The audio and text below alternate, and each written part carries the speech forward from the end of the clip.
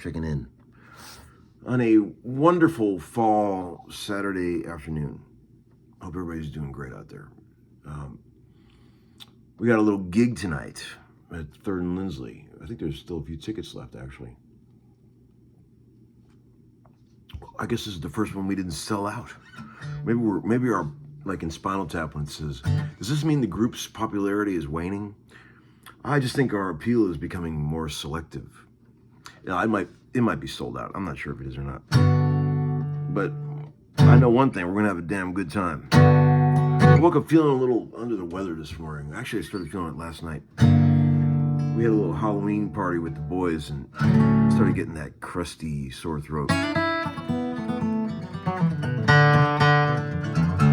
Been taking it easy all day, but I think I'll be ready to go by tonight. I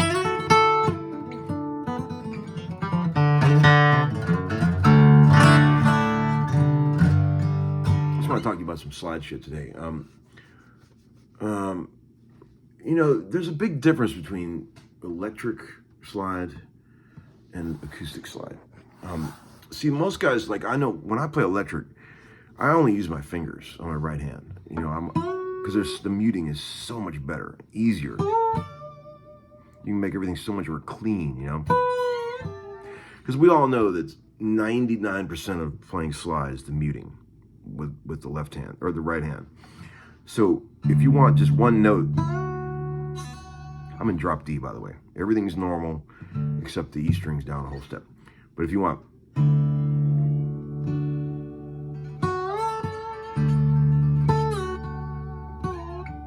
just that, you know, that's easier to do with your fingers on the right hand than it is with a pick, you know?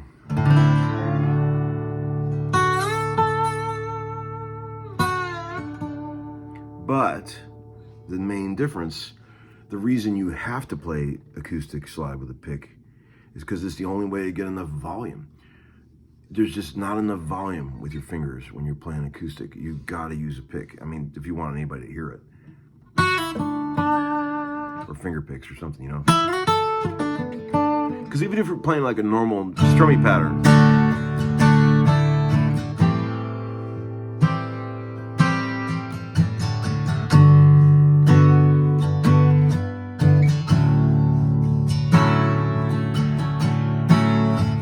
you go playing like, that's great and all, but if you're playing in a band, you ain't gonna hear that, or on a record. Sounds good, but you'd have to turn it way up on the mic, you know. But if you try to do that shit with a pick, it jumps like Rakuder, right?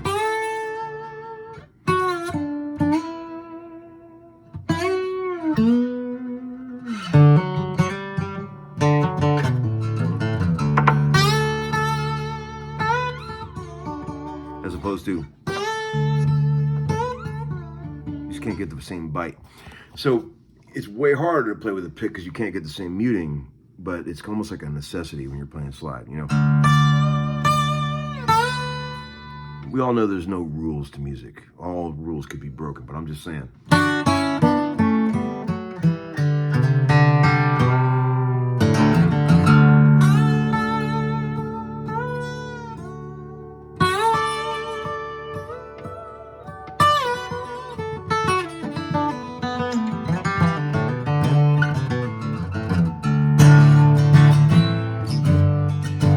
So that's the thing, like practice doing some real simple licks, but using the pick and really digging these notes out. Like get your drop D going.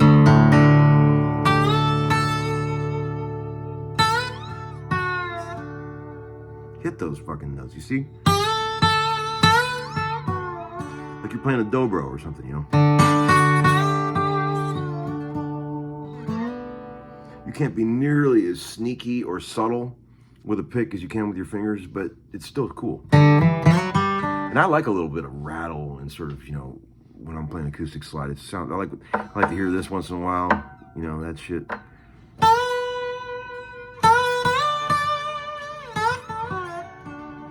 The thing about slide, you know you're getting good at slide when you can tell if the guitar is out of tune when you play slide. That's the first rule. If you pick up a guitar and you start playing slide, it doesn't sound right, and you look and the guitar's out of tune, that's when you know you got something. The best way to get your tuning right is to compare it to open strings. So if you do this drone note,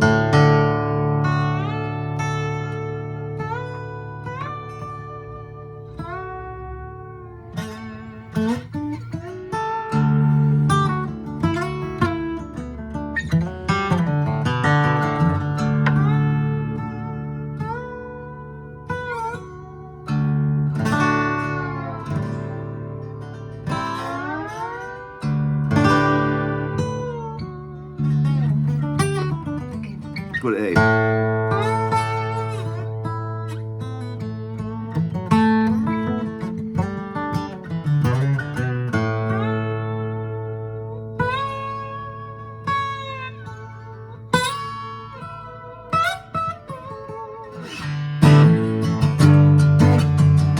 Just as a general rule, I've talked about this in my other slide videos, try to keep your slide straight. Don't be getting like this and bending it, because what happens if you get in the habit of keeping it parallel to the frets,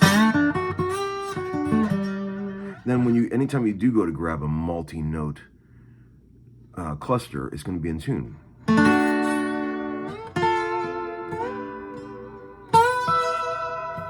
If you bend it, that ain't in tune. See?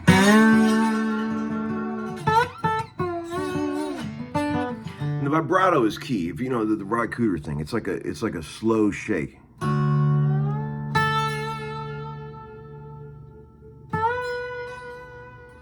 Lonesome.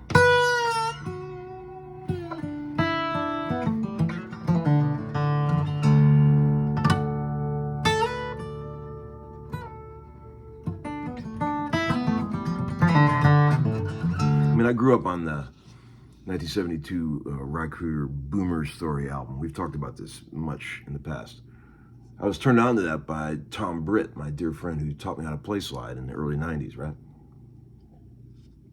That album was a huge influence on me, and like just the sound of that slide and the way he vibratoed the notes was amazing.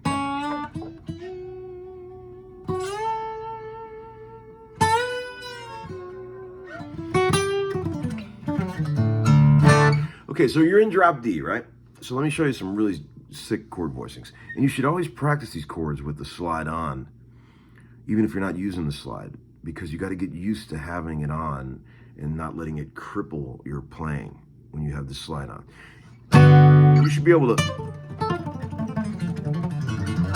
play anything.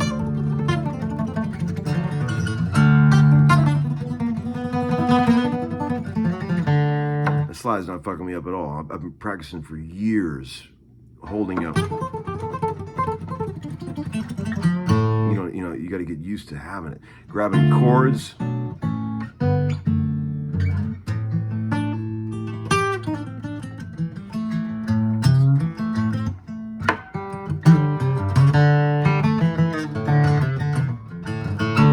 So get used to just practicing even when you're not using the slide, having it on, and that when you go to use it every once in a great while, it's super effective. No one even knows you're playing slide because you're just like.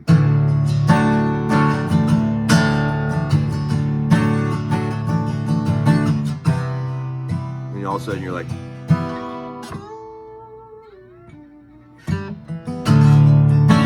And everyone's like, yeah.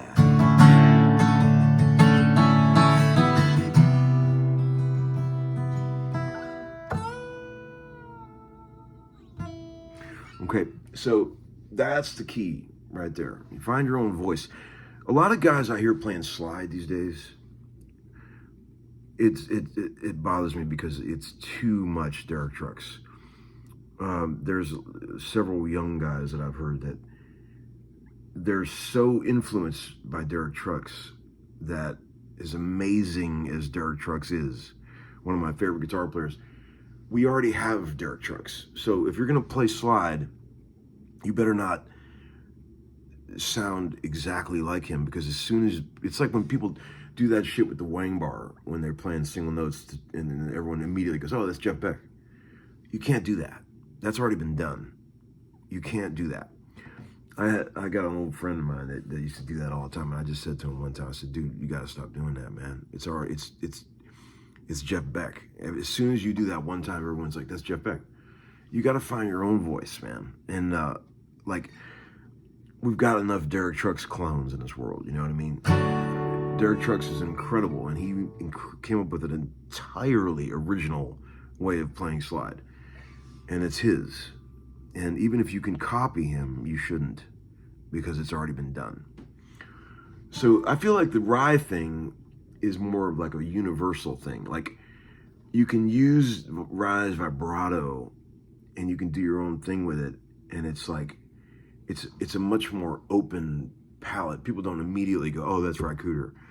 You know, you can do your own thing with it. It's a better starting point than when you try to do all the fast trills that the Derek Trucks thing, where he's like sliding on the frets and all.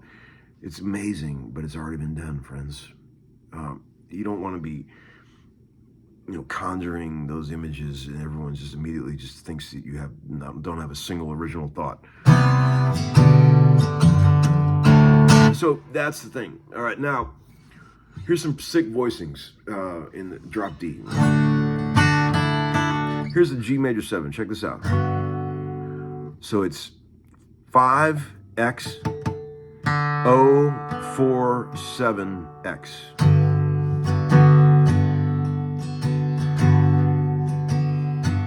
G minor 6, which is 5XO35X. D major 9, O4650. D major 9 with a 6th in it, which is 004600. So those 4 chords again.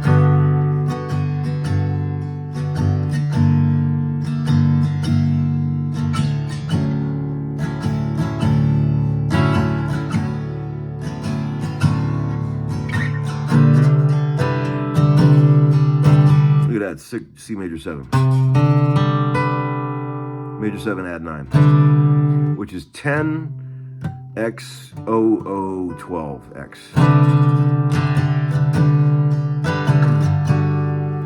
G major 7, 5XOO7X.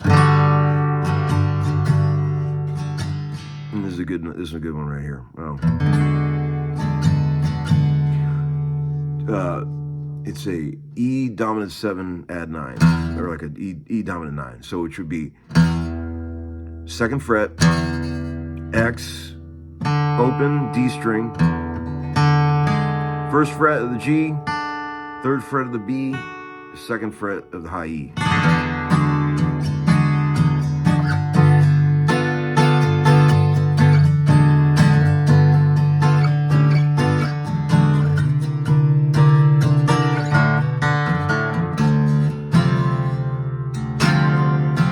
Chord.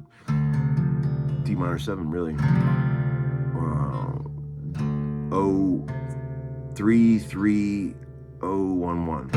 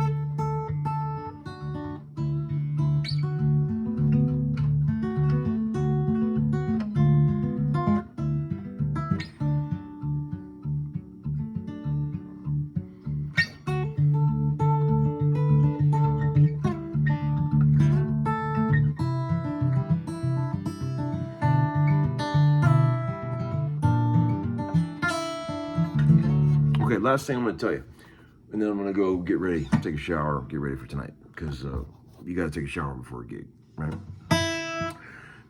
One thing that's pretty hard to do on slide that you got to get used to is hammering on.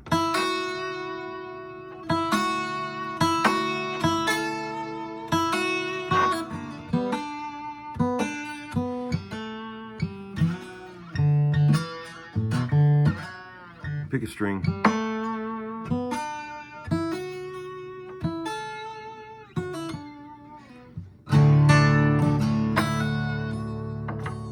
Great sound when you do it.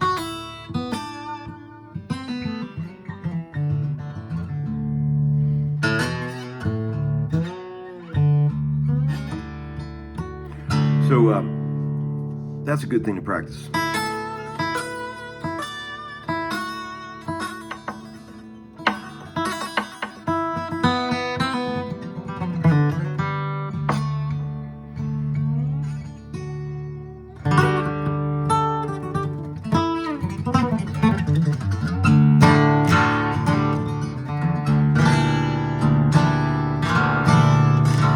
All right, friends, that's enough for today. Hope you enjoyed your little slide lesson. I'll see you tonight. If you came from far away to come to see this thing, I really appreciate it. It means a lot to me when people travel a long way to see these silly gigs. And, you know, music is a great healer. Yeah, I'm not feeling great right now, but when I get there in front of all those people, the old ham inside of me comes out, and feel them stage lights heating you up, see those faces out there, it's all gonna be great. And